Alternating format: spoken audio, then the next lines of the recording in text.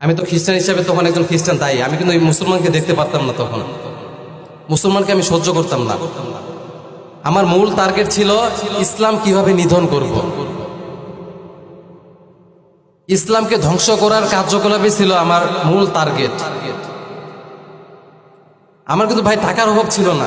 আপনি বলতে পারেন যে টাকার জন্য ইসলাম গ্রহণ করেছে, আমার কিন্তু টাকার অভাব ছিল না। কত টাকা লাগবে আপনার? খ্রিস্টান একবার হলে, খ্রিস্টান মিশনে কাজ করলে কোটি কোটি টাকার মালিক আপনি হয়ে যাবেন। আমি যখন মিশনারিতে পড়াশোনা করতাম খ্রিস্টান অবস্থায়, তখন আমি খ্রিস্টানদের ভিতরে, সারা বাংলাদেশের ভিতরে বাইবেল ডিগ্রি অর্জনে বাংলাদেশ বাইবেল সোসাইটি থেকে প্রথম অর্জন করি, প্রথম স্থান। তো আমাদের যারা ওস্তাদ ছিলেন অধিকাংশ ছিলেন তারা কার? আমেরিকান। তারা আমেরিকা থেকে আমাদের বিভিন্ন শিক্ষা দিতেন। আমাদের এখানে যারা এজেন্ট হিসেবে খ্রিস্টানদের